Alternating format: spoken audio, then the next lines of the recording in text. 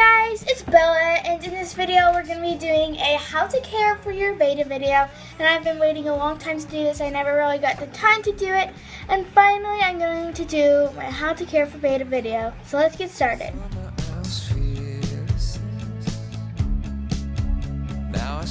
The first thing you want to go over is obviously tank size. So when you're buying a tank for your betta, you want to know what size is good for the type of fish you're getting.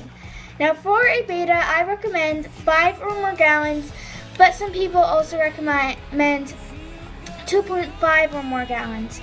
Personally, I like 5 or more gallons because it will just give the betta a little bit more room, and some 2.5 gallons can be quite small, but usually 5 gallons aren't that small and provide the correct amount of room that a betta will need to thrive in.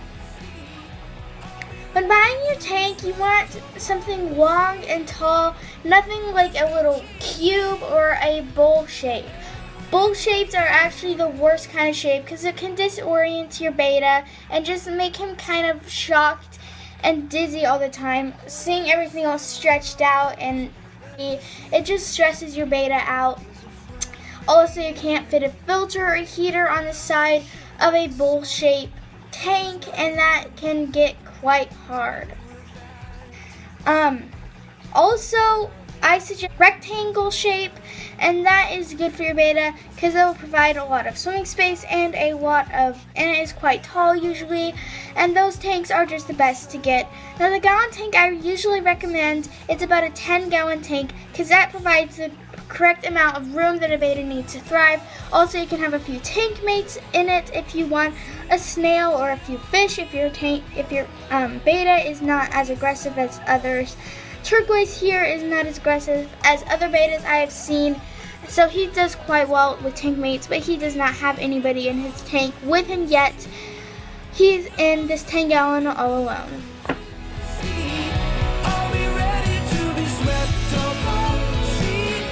Now filters are usually recommended, but some owners don't really like to get them because of currents.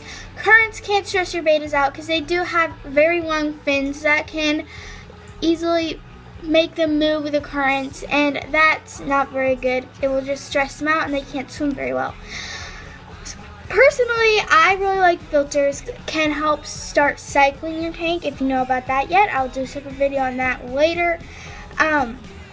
Also, filters just provide a good, stable bacteria colony, and that's good as well. So that's why I suggest filters. If you don't want to have a filter, that's fine. You just have to do a lot of water changes.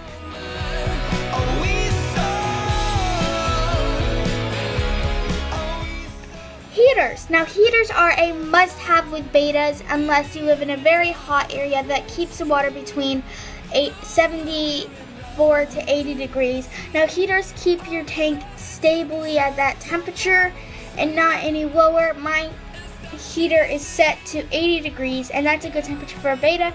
Betta is usually like 70 to 80 degrees. 70 is a little cold, but you can have it there if you can't keep it any warmer. Just don't have it below 70s. There's turquoise. Anyways, heaters are really good. So usually heaters can be a lot of money, but they are so worth it to keep your betta happy and healthy. Sometimes they can live longer with heaters. Some claim that their bettas have lived longer without heaters, but personally I suggest heaters so your betta can stay happy and healthy. Now decor. Usually bettas have very long fins except for placats. Cats have very short fins, they can't shred as easily, but you want to buy your betta silk plants or live plants. Now, live or silk plants are a good choice for your betta. Live plants obviously provide a lot of good oxygen in the tank and some other things like that. And turquoise is flaring at the camera. Anyways, silk plants are also good as well. Make sure they don't have any plastic pieces on them, or if they do, either cut them off or make sure they are very soft plastic pieces.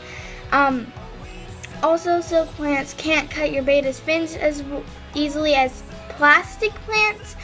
obviously, because they're just silk and not hard, roughy plastic. For caves, as you can see, I have a little coral cave in the front and a little log in the back, and also this blue cave. Those are good options for your betta. They love to hide, and I like to call them HIDIE huts, but they are really good for your betta. They love to sleep in them. Turquoise always sleeps in this little blue one here, or under a silk plant. That's why I recommend silk plants and not plastic plants, because they love to swim through. So plants, so if you have plastic, it will shred their fins. But anyways, caves are a must-have with bettas. If you just have plants, if you have a plant that's kind of like a cave, that's good. But for me, caves are a must-have because they just love to swim in and out of them.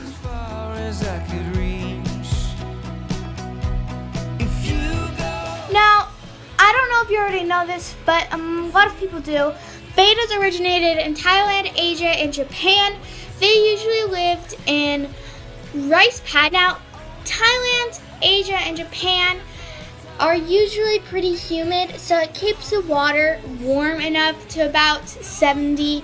So that's really good. That's why you need a heater for your betta, because they like the temperature of around 70 to 80. Thailand, some people think rice paddies are just small little puddles. They aren't. They go on for hundreds and hundreds of miles, and they are 3 feet deep. So that's why you need a tank bigger than 2.5 gallon for your betta and not small bowls, because that is just inhumane. In the wild, the bettas live together, but they usually only come across each other in mating season or while hunting. Now, when they're hunting, they usually fight or kind of claim territory, but that is normal for bettas in the wild and also normal for bettas in captivity. So, bettas, yes, originated in Thailand, Asia, and Japan. They obviously didn't have the colors they did today. They were more brown and had less flowy fins, but they started to get prettier fins in the 1900s. That's how they started getting prettier. Somebody kept breeding them, and that's how they got their pretty fins. Now, bettas were named after a warrior named Betta. And he was a very proud warrior and was very strong. So that's why they named bettas after that, because bettas fought a lot and usually did not give up. So in Thailand, Japan, and Asia, they usually fought their bettas to the death to see who would have won. I am completely against that because I don't think bettas should be fought, but that is how they have been doing it for a long time. So yeah, that's where they and started becoming bettas.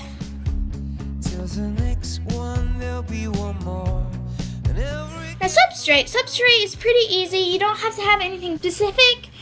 Gravel or sand works. I just don't suggest marbles or marbles or pebbles, because usually debris gets stuck in there and it's usually harder to clean. And if it is big marbles, your betta can get stuck under them if he decides to swim through it and he can't get back out.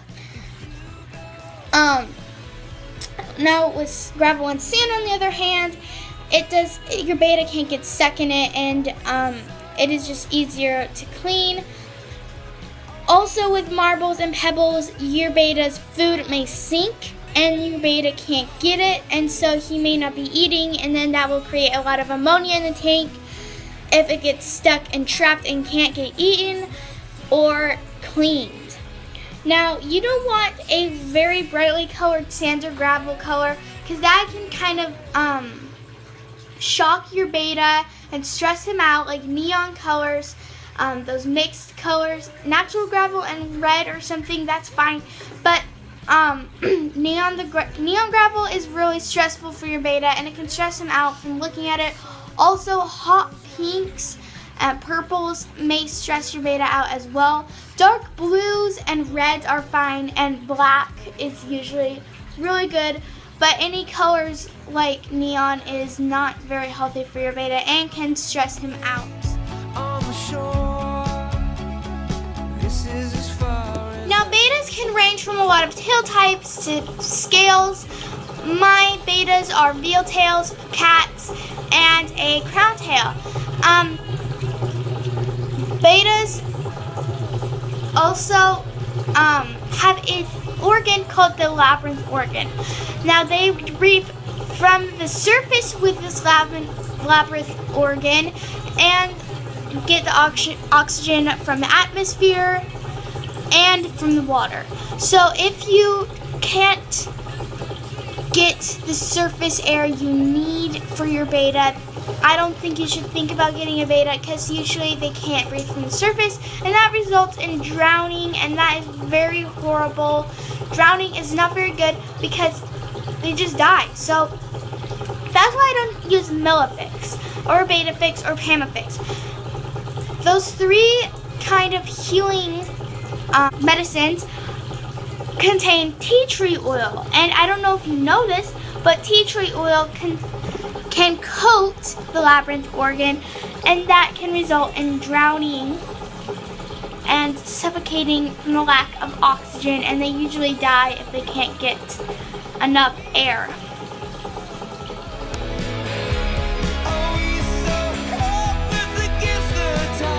Food. Now food is really quite simple. Food, I don't like to have a lot of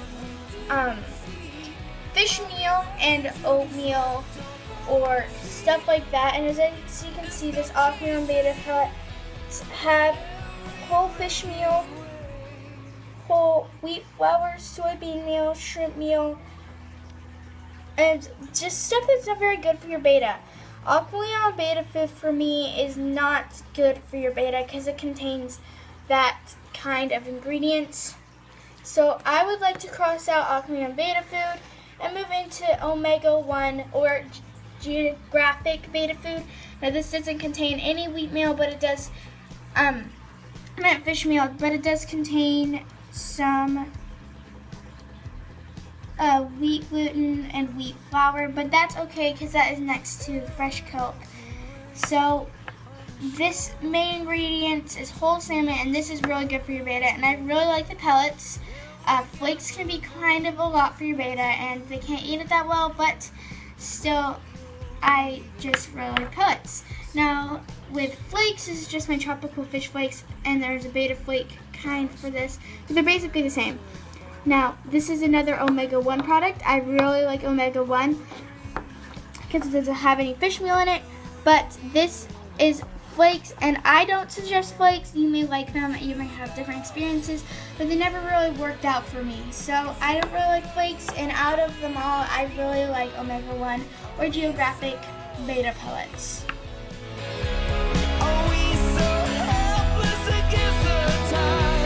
Aquarium hoods. Now aquarium hoods are another must-have because bettas are usually known to jump, and they can jump and fall on the floor if your water level is very high.